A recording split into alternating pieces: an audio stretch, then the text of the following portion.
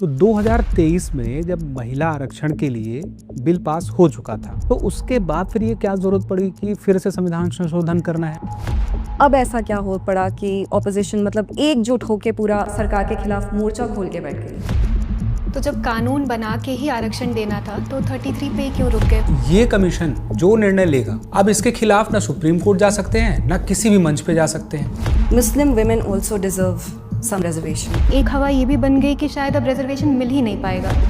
मैं तो बहुत पॉजिटिव हूँ, ऑप्टिमिस्टिक हूँ कि 29 के इलेक्शन में महिलाओं को आरक्षण मिलेगा। नमस्कार दोस्तों, एक बार फिर से स्वागत है आपका दृष्टिकोण में। जैसा कि आपको पता है कि दृष्टिकोण में हम किसी खास मुद्दे पर या विषय पर विकास सर से सवाल करते हैं और वो हमें बड़ी ही आसान भाषा में जवाब देते हैं। पिछले एपिसोड में हमने बात की थी साइंटिफिक टेम्पर की, वैज्ञानिक दृष्टिकोण की, और वो बातचीत बहुत ही रोचक रही थी। अब आज हम बात करने वाले हैं वुमेन रिजर्वेशन पर और उसके साथ ही परसीमन पर। तो नमस्कार सर, बहुत बहुत स्वागत है आपका। नमस्कार नमस्कार। सर, अभी हाल में हमने देखा संसद ने एक स्पेशल सेशन बुलाया और उसके बाद पता चला कि एक संविधान संशोधन करने के लिए बिल आया है, साथ में 2 बिल और आए हैं। और इसके बाद होता ये कि उस पर चर्चा होनी शुरू होती है और हमें पता चलता है कि 2029 में जो चुनाव होने वाले हैं, तो लोकसभा में 1/3 महिलाओं को रिजर्वेशन मिल जाए, उसके लिए ये सब कुछ हो रहा था। अब 2 दिन तक डिबेट तो हो गई, लेकिन बाद में पता चला बिल पास ही नहीं हुआ। तो जब बिल पास नहीं हुआ तो सरकार ने ये कहना शुरू किया कि जो विपक्ष है उसने महिलाओं को 1/3 जो हक उनका मिलना चाहिए था वो मिलने नहीं दिया। अब दूसरी तरफ विपक्ष इसमें ये कह रहा है कि सरकार महिला आरक्षण के नाम पर परिसीमन के साथ या संघीय ढांचे के साथ खिलवाड़ कर रही थी और दक्षिण के जो राज्य हैं इससे उनको नुकसान होने वाला था।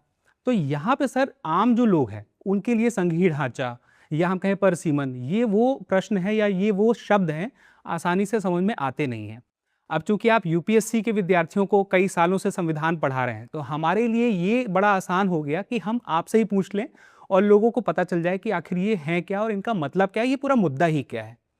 तो मुझे लगा कि हम सब मिल के आएँ और आपसे आज बात करें, तो इसीलिए सर हम आपके सामने हैं। नहीं, बढ़िया बढ़िया, पूछिए, जितना पूछना है पूछिए। और सर, इसी के साथ ही एक बात मैं और जोड़ना चाहूँगा दर्शकों के लिए कि दरअसल हमारे ऑफिस एरिया में कुछ बदलाव चल रहे थे, तो उस बदलाव की वजह से आज जब हम आपके सामने हैं दृष्टिकोण में, तो एक अलग अंदाज में है। लेकिन बात यह है कि अंदाज भले हमारा बदल गया है, ये दृष्टिकोण वही है और ये प्रोग्राम भी वही है और मुद्दे भी हर बार इसी तरह से आगे भी आते रहेंगे। तो सर, शुरुआत करते हैं शुरू से ही कि सर, संसद में यह सेशन बुलाया ही क्यों गया और क्या यह जो संसद में सेशन बुलाया गया है, ये प्रक्रिया सही थी? क्या ये टाइमिंग सही थी?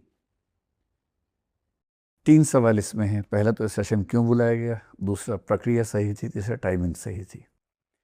तो टाइमिंग विपक्ष के हिसाब से गलत थी क्योंकि तमिलनाडु और बंगाल में चुनाव चल रहे थे।